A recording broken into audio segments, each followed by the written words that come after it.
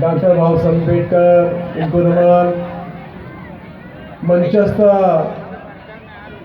अतिथिगण और मेरे सामने नजरों में दिख रहे उपासक उपासिकाएं, सभी के प्रति मैं मंगल मैत्री करता हूं।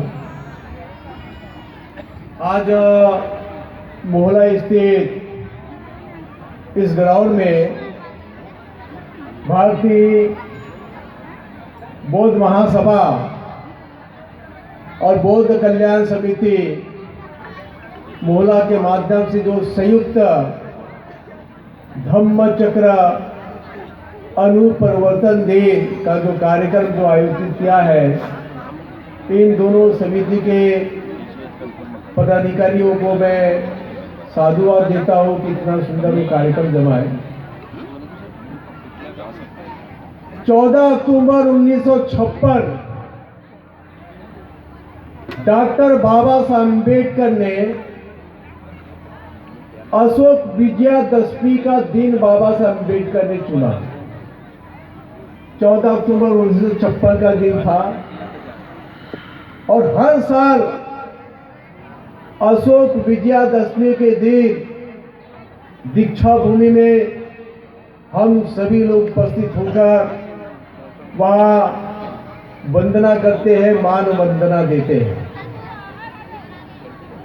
बाबा साहब अम्बेडकर ने जो आपको बौद्ध धर्म दिया, वो बौद्ध धर्म आपको क्यों दिया?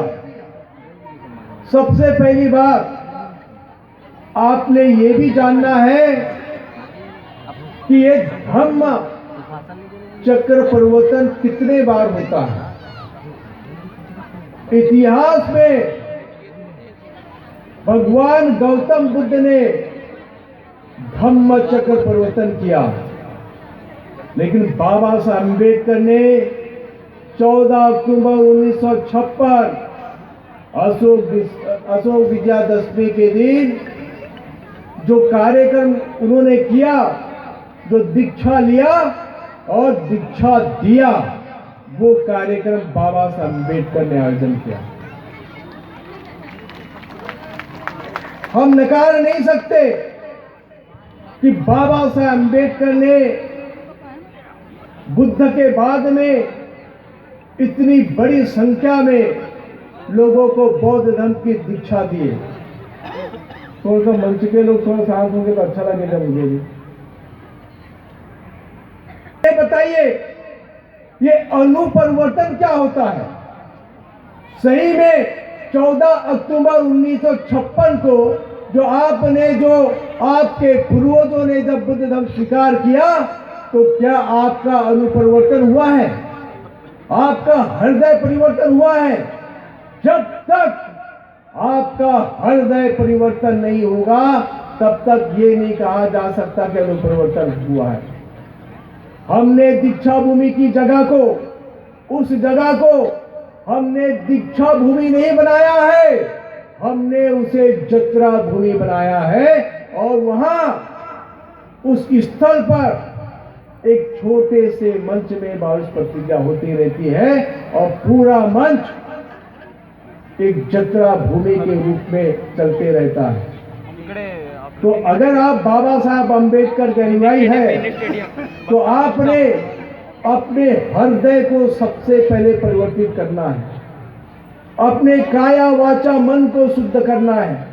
बाबा साहब अम्बेडकर ने अन्य धर्म ना देकर आपको बुद्ध धर्म क्यों दिया, ये सबसे पहले आपको जानना है, क्योंकि बुद्ध धर्म के वजह से ही आपका विकास हो सकता है। और जब से आप लोग बुद्ध धर्म अपनाए हो और आपकी प्रगति हुई है, आपका जो लिविंग स्टैंडर्ड है, आपके खान पान, रहन सहन, व्यवहार, ये जो बदलाव अगर वो दिखाई दे रहा है, और ये बदलाव बाबा साहब अम्बेडकर ने बुद्ध धर्म देने के वजह से आपके जीवन में नजर आ रहा है। अगर आप पूर्ण रूप से अगर बुद्ध धर्म स्वीकार करेंगे, तो आपका हृदय भी परिवर्तन होगा, और जब आपका हृदय परिवर्तन होगा तो आपके जीवन से दुख निकल जाएगा। और बाबा साहब अम्बेडकर ने आपके जीवन से दुख निकालने के लिए बाबा साहब अम्बेडकर लेकिन हम बाबा साहब अम्बेडकर द्वारा दिए गए बुद्ध धर्म को उस रूप में नहीं देखते हैं। हम भी आज भी हम पाखंडवाद के शिकार हैं। अगर बाबा साहब अम्बेडकर अगर बुद्ध धर्म नहीं दिए होते तो आपका जीवन और अन्यों का जीवन सुरक्षित नहीं होता। बाबा साहब अम्बेडकर ने वो करुणा आपके ऊपर में बरसाई है। बाबा साहब अम्बेडकर जानते थे कि 500 महारों ने 28,000 लोगों की गर्दन काटे, पेशवाओं के गर्दन काटे। अगर उन लोगों को मैं बुद्ध का मार्ग नहीं बताऊंगा तो ये लोग इस संसार में रक्त रंजिश करेंगे, आपके भी गर्दन कटेंगे, अन्य के भी गर्दन कटेंगे। लेकिन बाबा साहब अम्बेडकर ने बुद्ध धर्म देने के माध्यम से आपके हाथों से तलवार हटाकर आपके हाथ में कलम बाबा साहब अम्बेडकर ने ली। इस देश में 2 प्रकार की क्रांति हुई। एक सम्राट अशोक द्वारा तलवार के बल पर और दूसरी क्रांति बाबा साहब अम्बेडकर ने कलम पे बल पर किए हैं। बताइए इस देश में जो अद्भुत जो क्रांति हुई है बिना रक्त रंजिश के अगर कोई क्रांति करके दिखाया है वो बाबा साहब अम्बेडकर ने दिखाया है। इस देश की आजादी से लेकर आप देखो भारतीय संविधान आपको हक और अधिकार जो मिला है, जो संविधान के बल पर मिला है, बिना रक्त और रंजिश के बाबा साहब अम्बेडकर ने आपको दिलाया है। अगर ये भारतीय संविधान अगर नहीं बचेगा तो आपको आगे श्वास लेने की भी आजादी नहीं होगी।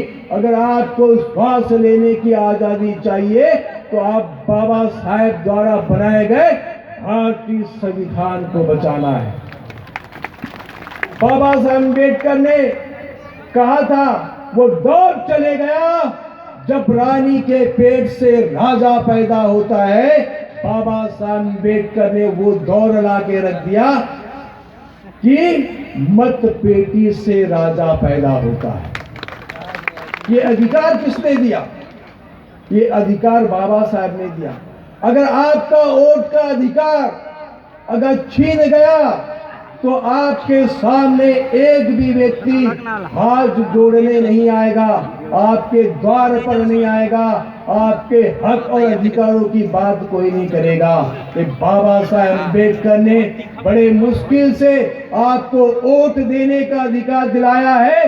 जिस समय मताधिकार की जब बात हो रही थी उस समय कहा गया था कि वोट देने का अधिकार उसको होना चाहिए जिसके पास 10 एकड़ जमीन है। वोट देने का अधिकार उसको होना चाहिए जो 10वीं क्लास तक पास है। वोट देने का अधिकार उसको होना चाहिए जो इनकम टैक्स देता है। उस समय वोट देने का अधिकार इस तरीके से मांग की जा रही थी। लेकिन बाबा साहब अम्बेडकर ने इन सब मांगों को खारिज करते हुए बाबा साहब अम्बेडकर कहते कि हमारे समाज के लोग, अस्पृश्य समाज के लोग, ना ही उनके पास में खेती है, ना ही उनका एजुकेशन है, ना ही इनकम टैक्स बताते हैं, तो ऐसे लोगों का क्या होगा? तो लड़ झगड़ कर बाबा साहब अम्बेडकर ने मत का अधिकार आपको दिया है। और जब आप मत देते हो तो आप अपने मत की कीमत को अपने विधायक, अपने सांसद, अपने जनप्रतिनिधि से पूछो कि मैंने आपको वोट दिया है, उस वोट का क्या हुआ? ये आपने उस बात को पूछना है। लेकिन आप पूछते क्या?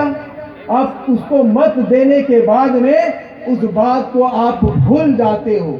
लेकिन बाबा साहब अम्बेडकर ने जो मत का अधिकार आपको दिया बड़े मुश्किल से दिया।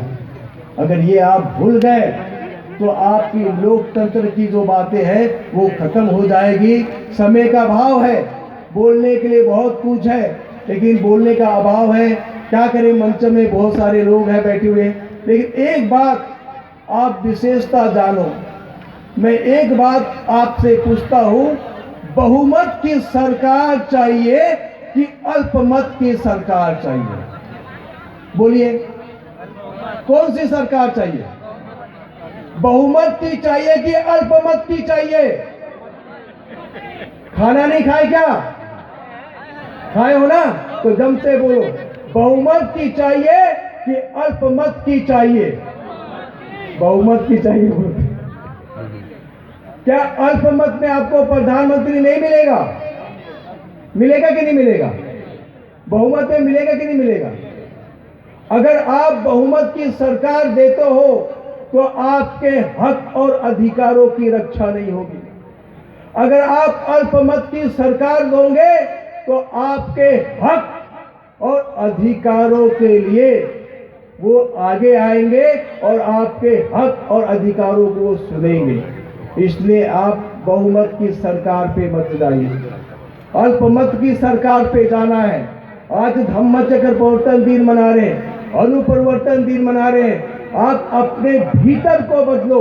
जो बाबा साहब अम्बेडकर ने जो बुद्ध का जो मार्ग दिया है, वो बुद्ध का मार्ग आपके जीवन में, आपके आचरण में आना चाहिए, तभी जाकर आपका विकास हो सकता है। और मैं अंत में एक बात ये कहूँगा कि जब भी महापुरुषों की तस्वीर जब लगाते हो तो अपने पैरों के नीचे मत लगाओ, क्योंकि महापुरुष हमारे सर पे रखने लायक है। तो कभी भी ऊंचे हमारे से ज़्यादा उनको ऊंचा स्थान देना चाहिए। हमारे बीच में संचालक महोदय जी खड़े हैं, तो देख रहे कि मैं कब बंद करूं, इसलिए मैं अपने वाणी को राम जी का नमस्कार।